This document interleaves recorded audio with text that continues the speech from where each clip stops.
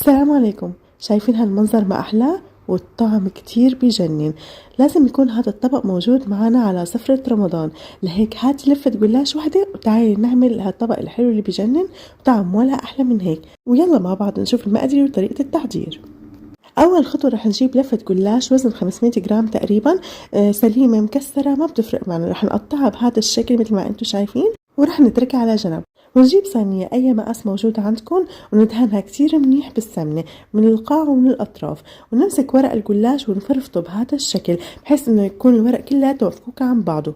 كل 500 جرام من الجلاش رح يحتاج نص كاسة من السمنة المذابة، ونضيف عليها معلقة صغيرة هرمية من البيكنج باودر، وبعدين نوزع السمنة على الجلاش بهي الطريقة. وبدنا ندعك الجلاش كتير منيح بالسمنة بحيث إنه نتأكد إنه كل الجلاش صار مغلف في السمنة، ونفرده بالصينية بهذا الشكل وندخلها على فرن على درجة حرارة 200.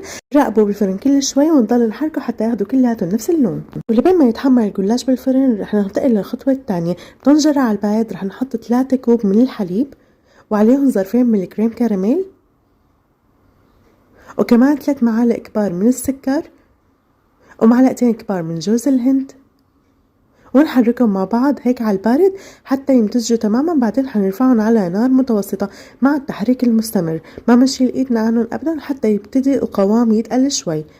وبس تبلش الفقاعات تطلع حنطفي النار ونضيف علبة قشطة وظرف واحد من الفانيليا ونحركهم هيك منيح حتى تفك القشطة تماما والخليط يصير عنا جاهز. وهيك كمان الجلاش صار جاهز عنا. شايفين لونه ما أحلاه ذهبي وبيجنن. بنجيب الخليط ونصبه فوق الجلاش وهو سخن بهذا الشكل ونخلطهم مع بعض كتير منيح ونساوي وش الصينية حتى يصير عنا الوش مستوي وشكله حلو. ونتركها على جنب برا البراد درجة حرارة الأوضة حتى تتماسك. وأول ما تبرد بدنا نزينها بجوز الهند أو أي شي موجود عندكم، أو فيكم تخلوها سادة. كمان عندي فستق حلبي زينتها فيه. فيكم تزينوا بصوص الكراميل كمان بهذا الشكل حيعطيها طعم وشكل كتير بجنن.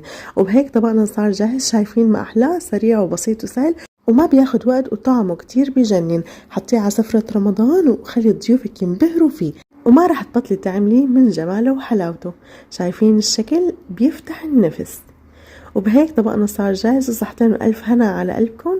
إذا أول مرة بتشوفوا قناتي تنسوا الاشتراك بالقناة، لايك للفيديو، ومستنية تعليقاتكم الحلوة تحت الفيديو. وبشوفكم بوصفات تانية سهلة وسريعة وحلوة. والسلام عليكم.